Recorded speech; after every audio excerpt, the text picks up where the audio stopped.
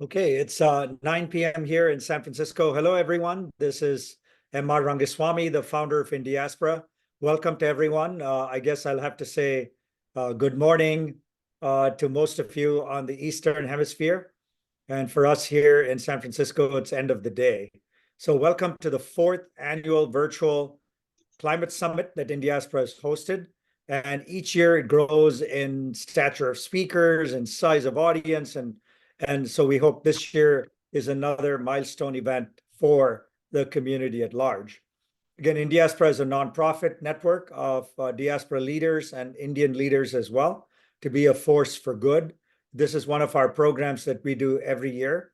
And my passion to do this started 16 years ago when I created a group called the Corporate Eco Forum, which is a large group of multinational companies to move the needle on and take climate action. And so that passion has continued, and I found in the Indiaspora community a great group of people who are also with us on this journey to take climate action. As all of you know, every year now we have extreme drought in many countries, extreme heat in many countries, extreme flooding, extreme cold.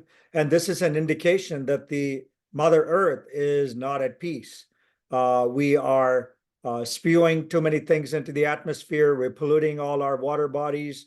And so this is her way of telling us, stop it. And so this climate summit is aimed at surfacing issues, but also, actually giving us solutions and taking action to move forward. If you want to get more information about Indiaspora, our website is indiaspora.org. We have a newsletter that's one of the best. Please subscribe to us and you'll be notified of all the programming that we do as well. So to kick off the event, we have a dear friend of mine, Arati Kumar-Rao. Arati is an author. Her latest book is something I've got and read, is something I'd encourage all of you to get. Margin Lands is her journey through India to take a look at various parts of India and all the things that are happening, all the challenges that are happening throughout India, especially in the remote parts of the country, and to bring that to the global public and make them more aware of issues there. She's also a photographer, and she's also a National Geographic explorer. So our opening keynote is none other than Arati Kumar-Rao. So Arati, please take it away. Thank you, MR, and thanks for having me here. Thanks, everybody who's turned up this early morning on a Friday. I'm going to share my screen momentarily. Here we go. All right. And I'm going to whisk you guys away to the deep Thar Desert. This is almost at the border with Pakistan that we're on, and we're actually on this system of dunes. And I'm going to sit with my shepherd farmer friend on the top of a dune after a drought of 22 months with no rain. And he pulls up not 6 inches down from digging into the dune, wet sand. How's that? It hasn't rained here in 22 months. And then we walk down from that dune, and there, lo and behold, is a giving well. There is a well that has water in it. If I just peek in, it's just a few feet down. And then we walk along the dune, and every few meters, there is a hand-dug well, which has been shut for now and is opened when needed. How is that? How does that happen? Welcome to this young desert in which the dunes hold water in their bellies. It's one of the most populated deserts, the most populated desert in the world, and it's home to pastoralists and bards. And these pastoralists walk with their goat and sheep, and they walk long distances through the desert, and they know how to find water. They have understood this local geography intimately with their body, their whole body. They know how to read the land, and therefore they can find water. But guess what? The Thar is not just populated with people. It is home to a wonderful array of wildlife, one of which is the demoiselle crane, which would just probably have left the Thar to go back home way up in the north. But these are desert grasslands, and we have amazing endangered species as well as a variety of wildlife that the Thar supports. And this is a desert. So I encourage you all to kind of tweak what you think of as a desert to know that this desert is alive. It's a beautiful ecosystem. And right about now, the temperature is probably touching 40 or 42, maybe 45 in places. The sun is pricking the back of your neck. And if you walk with the shepherds, you are going to be really hot. And what we're seeing right now here is a catchment. The catchment is a flat land, not what we think of normally as a catchment with forests and trees, but a desert catchment is just flat land, impermeable, hard, really hard, and it slopes gently down. It slopes down to a bund. And how is that bund created? Right about now, these people of the desert, the deep desert, will be collecting thorny acacia and lining the bottom of that slope and waiting for this, the sandstorms. When the sandstorms come, the sand collects, gets caught in the thorny acacia, and gradually a bund begins to form. And this bund serves them well. Why? Because this is a desert which gets barely 100 millimeters, that is 4 inches of rain, if that, in a year. And much of it comes on one single day. So this is what they're waiting for. They're waiting for that one day of rain when the clouds will come and the clouds will give and it's going to pour and the water is going to roll down that catchment, which is called an agor, and come to rest at the bund. And this water is going to be their lifeline for the next several months. So this is what it looks like, the bund and the water having rolled down from the catchment. And this is a lake. They call it Palar Pani, which is surface water, which will serve them well for maybe 3-4 months until the water gets both absorbed by the earth and also evaporated in the hot sun.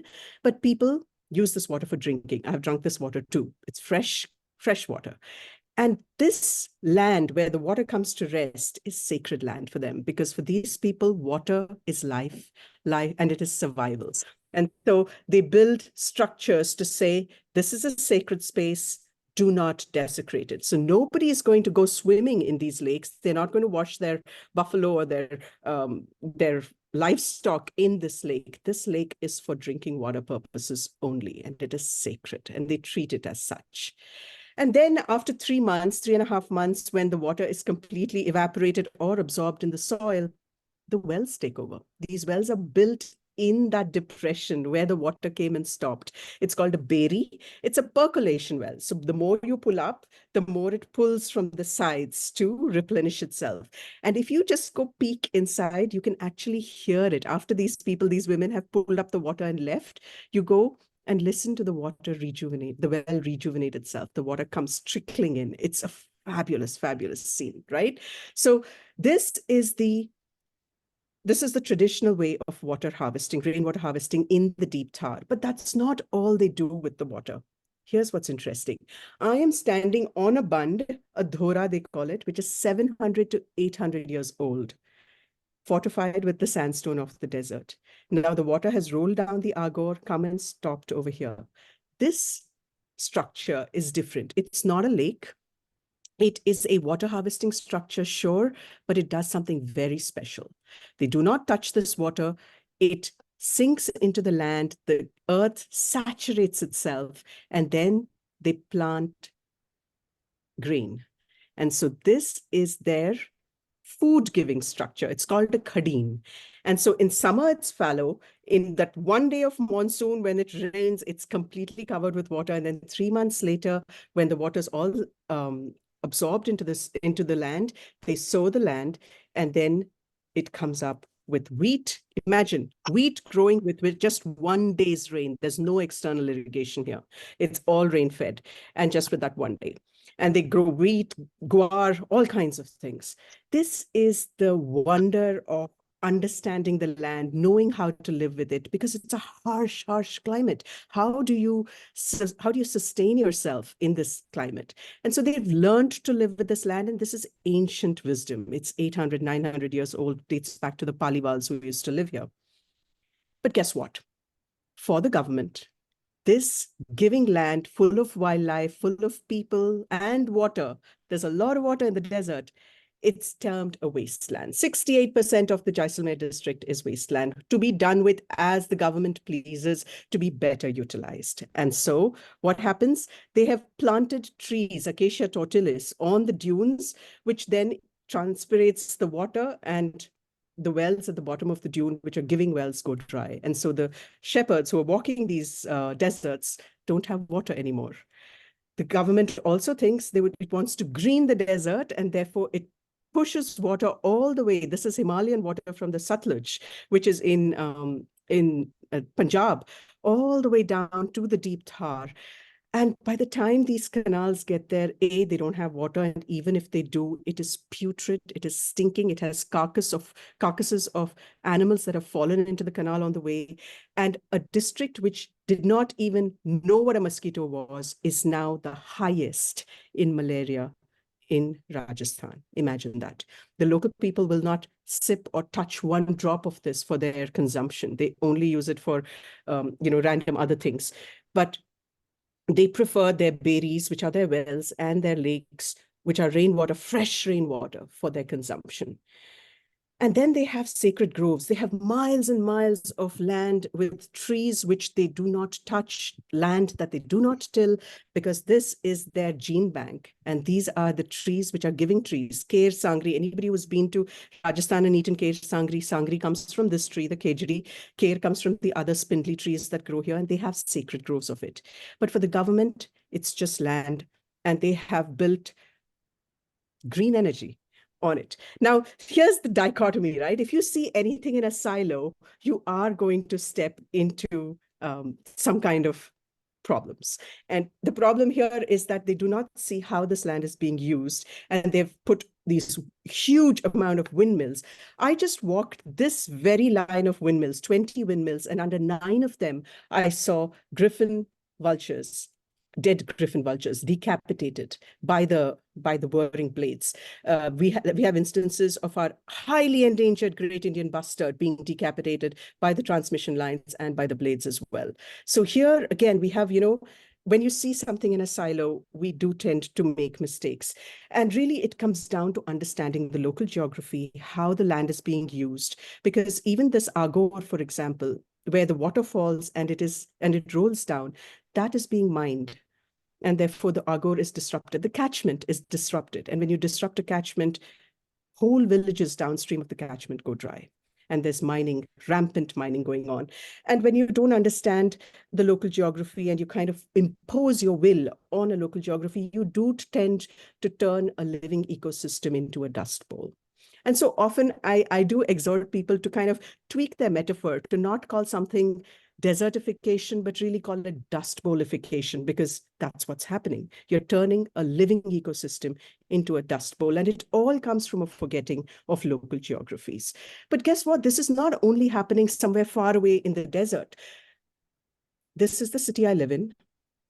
This is the locality I live in. It's called Bellandur. And if you all have heard of it, if you all know anything about Bangalore, yes, this is the place where the lakes catch fire. And the lakes that are left catch fire. So Bangalore has forgotten its geography. Bangalore's average rainfall is 9 times what the desert gets. It's over 900 millimeters. And in the last few years, we've got more than enough rainfall. Imagine we have 60, 70, 40 inches of rain, which flood our cities. And we oftentimes in monsoon have more rainfall than we know what to do with.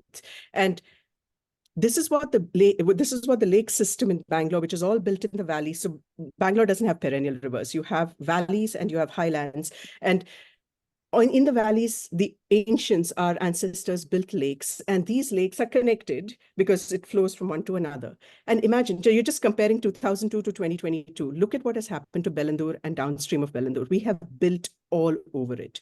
What do we then get? We get this. First of all, Bellandur has got so much sewage coming in. It's a massive lake. It's the largest one now in Bangalore. And it stinks. It stinks. There's a lot of sewage.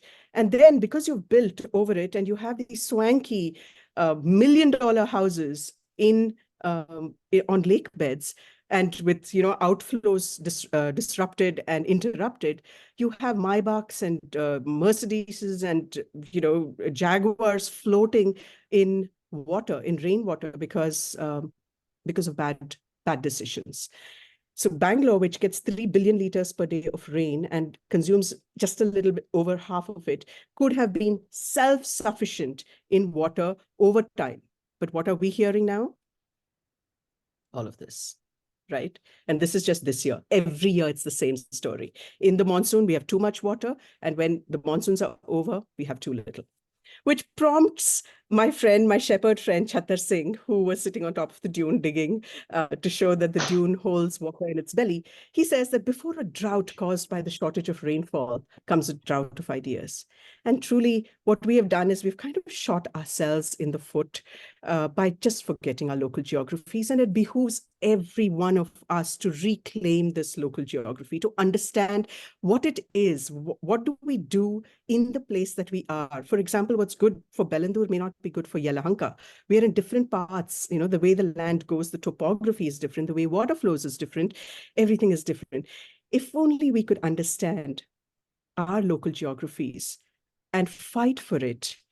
There is no way an interloper with plans which are shorn or are completely divorced from the local geography will win and will hold sway over it. And so I leave you with this thought by the excellent, excellent Kentucky farmer, Wendell Berry, who just lives by the land and does right by the land. This is a tenet that I have adopted for myself as well. What I stand for is what I stand on. Thank you. Wow. Wow, this is truly inspiring to get us started, Arati. And I love this last quote. What I stand for is what I stand on. And I know you have gone to many of these local areas. Like you said, it's almost like think local. You've gone to so many of these local areas, and your book covers many, many of these areas and firsthand accounts of what is happening in each of these places. So what is the advice you have for people listening in who are living in cities, and even showed us a city example of Bangalore, right? What should the common citizen be doing to get this across, the message across of, hey, don't mess with local stuff? I think speak up. First of all, I think put on a pair of walking shoes and go out into your neighborhood to see what it looks like. I think all of us, and do that regularly, because things change, right? Things change in seasons, things change over years. So keep doing that. Get intimately acquainted with what is right for, let's get acquainted with our land again. I think that disconnect, and this is something that, I think Aldo Leopold, writing in 1949, has put forth so beautifully. He says, civilization has so cluttered the elemental man-earth relationship with gadgets and middlemen that the awareness of it is growing dim. We imagine industry is what supports us, forgetting what supports industry. And truly, that's what has happened. We've lost that connection with how to read the land, how to understand the land and do right by it. And with climate change looming and already there, if we have lost the innate resilience of the land, getting it back is really hard. So conserving and preserving that resilience is super important. So yes, just reacquaint yourself with the land, go out, understand what it is that we need, and speak up when you see plans and things that go against, this kind of stuff, especially when it comes to water flows, but also other things, right? Look at Bangalore's temperatures. It never used to be 40 degrees.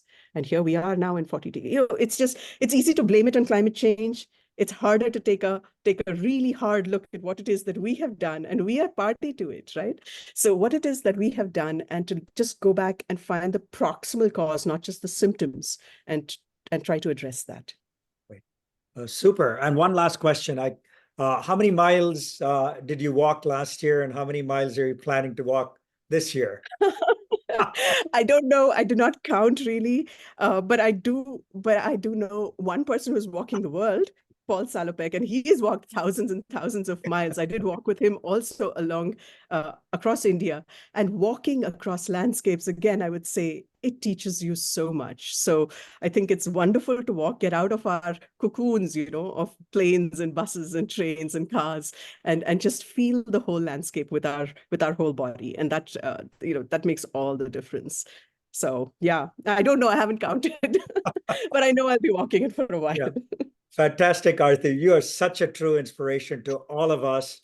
And I know you're now headed off to Ladakh to lead an expedition to look at snow leopards, but all the best in that.